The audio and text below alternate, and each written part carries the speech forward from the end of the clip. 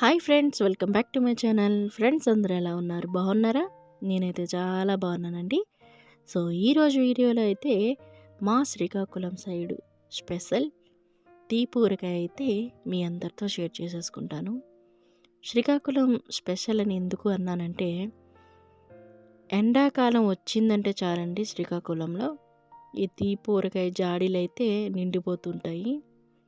ఎందుకంటే సమ్మర్ వచ్చిందంటే ఇంక మామిడికాయలు వస్తూ ఉంటాయి కాబట్టి ప్రతి ఒక్కరింట్లో ఇది పూరకాయ, అలాగే అప్పడాలు, పిండి వడియాలు ఇది సంవత్సరంగా తగ్గట్టుగా నిల్వ అయితే పెట్టేసుకుంటారండి. అంత ఫేమస్ అనమాట శ్రీకాకుళంలో ఈ ఊరగాయ. కొంచెం అక్కడ ఉప్పు ఊరగాయ తక్కువేనండి, అంటే పెట్టుకోరు అంత సహజంగా. ఎక్కువ శాతం ఈ తీపి ఊరగాయనే పెడుతూ ఉంటారు. ఎందుకంటే మా అత్తవారు కూడాను, మా తోటికోడళ్ళు కూడాను ఎప్పుడు చూడు తీపి ఊరగాయ పెడుతూ ఉంటారు. నాకు చాలా అంటే చాలా ఇష్టం అండి. ఎంత ఇష్టం అంటే అసలు అలా ఉట్టినే తినేస్తాను, అంత ఇష్టం. సో అక్కడైతే గంజన్నంతో తింటారండి ఈ తీపి ఊరగాయ. గంజన్నం కానివ్వండి, రాగి జావా చేసుకునేటప్పుడు దాంతో కానీ, అంబలి దాంతో కూడా తింటారు. సో ఇప్పుడైతే ఇది తీపి ఊరగాయ ఎలా పెట్టుకోవాలో చూపించేస్తాను.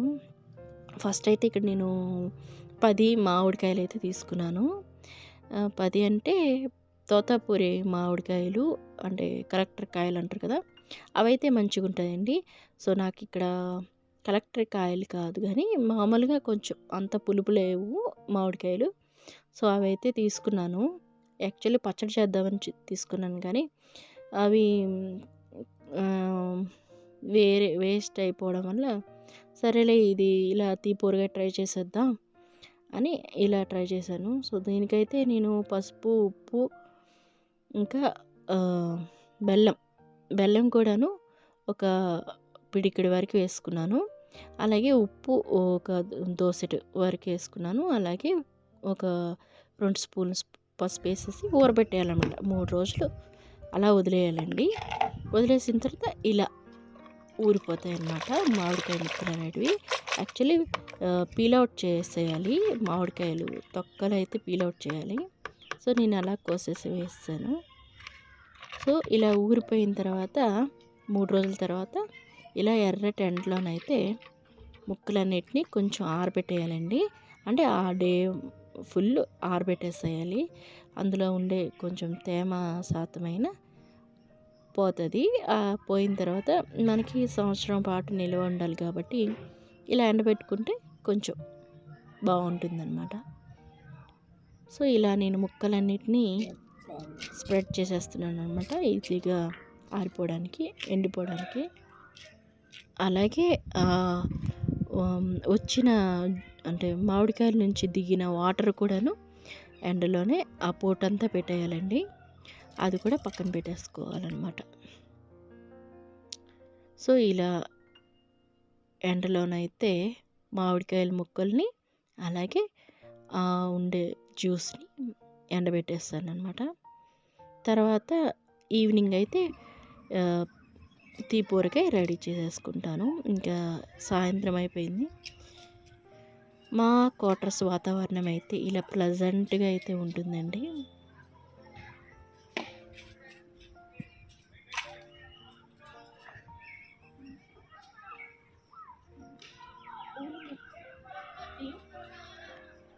సో పదండి, ఇప్పుడైతే మనం ఊరగాయ అయితే రెడీ చేసేసుకుందాం.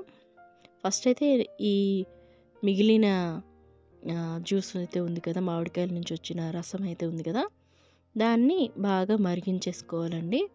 ఎలా మరిగించుకోవాలంటే, ఇప్పుడు మీకు కనిపిస్తున్న జ్యూస్ మొత్తం ఇంకిపోయి మనకి పాకంలాగా మారిపోతుందన్నమాట.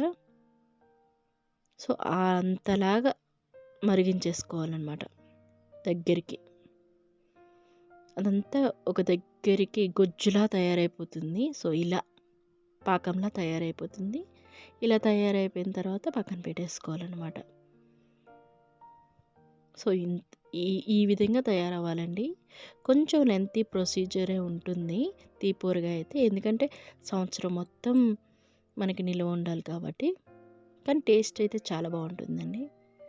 ఇప్పుడు కేజీ బెల్లం తీసుకోవాలని చెప్పాను కాబట్టి, కేజీలో ఒక పావు కేజీలాగా ముందే ఊరపెట్టడానికి వేస్తాను కదా!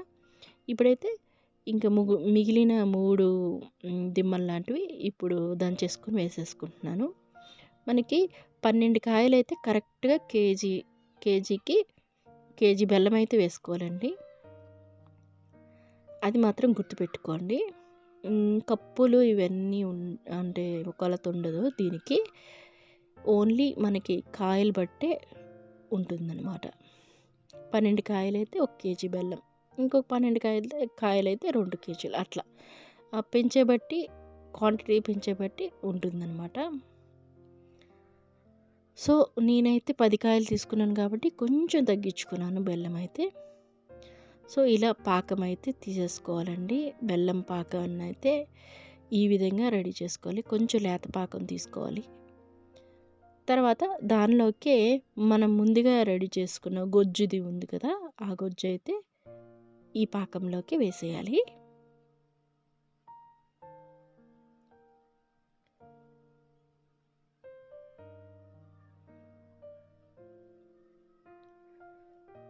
సో, ఇలా పాకమైతే రెడీ అయిపోయింది కదా! స్టవ్ ఆఫ్ చేసేయండి. స్టవ్ ఆఫ్ చేసేసి ఇప్పుడు కేజీ బెల్లానికి 100 గ్రాముల మెంతి పొడుము, అలాగే ఒక గుప్పెడు మెంతులు అనేటివి వేయించి, అంటే గుప్పెడు కాదులేండి, ఒక 4 స్పూన్స్ మెంతులు వేయించుకొని పొడి కట్టుకొని ఇందులోకి వేసేయాలన్నమాట. అలాగే ఆవపిండి కూడాను 100 గ్రాముల వరకు వేసుకోవాలండి. ఒక కేజీకి బెల్లంకి తగ్గట్టుగా, అంటే 12 కాయలకి తగ్గట్టుగా చెప్తున్నాను. సో, ఇవన్నీ వేసేయాలి. అలాగే కారం కూడాను 100 గ్రామ్స్ వేసుకోవాలండి. మరి ఎక్కువ వద్దు, కొంచెం తగ్గించినా పర్వాలేదు. మరీ అయితే ఎక్కువ కూడా వేసుకోకూడదు. కొంచెం కారం కారంగా ఉంటుంది అనమాట. తినడానికి కొంచెం ఇబ్బందిగా ఉంటుంది. సో, దీనిలోకే ఉప్పు అనేది మనము ఆల్రెడీ వేసాం కాబట్టి కొంచెం చూసుకొని అయితే వేసుకోవాలండి. మరీ అంత కాదు. ఒక ఒక దోసెడు ఉప్పు అయితే వేసుకోవాలండి అంతే. ఎక్కువ వేసుకోవద్దు. సో, తర్వాత తాలింపుకైతే నువ్వుల నూనె ఇక్కడ వాడుతున్నానండి. పావు కేజీ నువ్వుల నూనెకి ఒక 2 స్పూన్ల మెంతులు, అలాగే వెల్లుల్లి రెబ్బలు. మన ఇష్టం, మన క్వాంటిటీకి ఎంత కావాలంటే అంత తీసుకోవచ్చు. కానీ నేను ఇక్కడ ఒక వెల్లుల్లిపాయ మొత్తం తీసుకున్నాను అనమాట. అంటే ఒక వెల్లుల్లిపాయ మొత్తం పెద్దదనమాట. సో, అలాంటివి 2 తీసుకోండి పోనీ. మన ఇష్టం, ఎంత కావాలంటే అంత వేసుకోవచ్చు. అలాగే ఒక 10 వరకు ఎండుమిర్చీలు వేసుకున్నాను.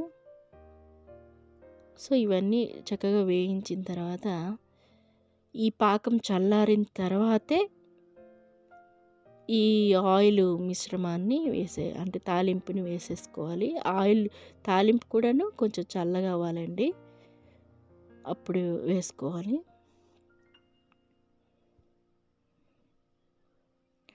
మనకి గోరువెచ్చగా మారిన తర్వాత ఈ తాలింపు వేసుకోవాలి. పాకము చల్లగా అవ్వాలి, అలాగే ఈ తాలింపు కూడా చల్లగా అవ్వాలన్నమాట. తర్వాత ఈ 2 కొంచెం టెంపరేచర్లోకి మారిన తర్వాత మామిడికాయ ముక్కలను వేసేయాలి. మామిడికాయ ముక్కలు వేసేసి 1 డే మొత్తం వదిలేసేయండి. తర్వాత ఇలా కరిగిపోతుందనమాట. అంటే బెల్లం అంతా అబ్జర్వ్ చేసుకొని మామిడికాయ ముక్కలకి ఇలా తయారవుతుందనమాట పాకం. మామిడికాయ ఊరగాయ అయితే, అదే తీపి ఊరగాయ అయితే ఇలా తయారవుతుంది. సో, మంచి జ్యూసీగా, మంచి కలర్ఫుల్గా చాలా బాగుంది కదా! చూస్తుంటేనే నోరు ఊరిపోతుంది కదండి. సో, శ్రీకాకుళం స్పెషల్ తీపి ఊరగాయ మీ అందరితో షేర్ చేసుకున్నాను అని అనిపించింది. ఈ రెసిపీ మీకు ఎలా అనిపించింది అనేది ఖచ్చితంగా నాకు కామెంట్ చేసి చెప్పండి. అలాగే మీ సైడ్ ఎలా చేసుకుంటారో, ఒకవేళ చేసుకున్నట్లయితే ఎలా చేస్తారో కూడాను చెప్పండి. మనకి గంజన్నంలోకి కానివ్వండి, అంటే పెరుగన్నం తింటాం కదా, పెరుగన్నం కానివ్వండి, అంబలితో కానివ్వండి, దేంతోనైనా చాలా బాగుంటుంది. లేదా ఉత్తినైనా తినేయచ్చండి, అంత బాగుంటుంది. సమ్మర్ వచ్చిందంటే ఇలా ఒకసారి ట్రై చేసి చూడండి, తినండి, ఎలా ఉందని నాకు చెప్పండి. అంటే మామిడికాయలుని ఇలా కూడాను చేసుకోవచ్చండి. అంటే మామిడికాయలని నార్మల్గా ఉప్పు ఊరగాయ కాకుండా తీపి ఊరగాయ కూడా పెట్టుకోవచ్చు. అది కూడాను చాలా రుచిగా, చాలా బాగా. సో ఈ వీడియో కనుక మీకు నచ్చినట్లయితే లైక్ చేయండి, షేర్ చేయండి. అంతేకాకుండా నా ఛానల్ని అయితే తప్పకుండా సబ్స్క్రైబ్ చేసుకోండి. మళ్ళీ ఒక మంచి వీడియోతో మళ్ళీ కలుసుకుంటాను. Thanks for watching.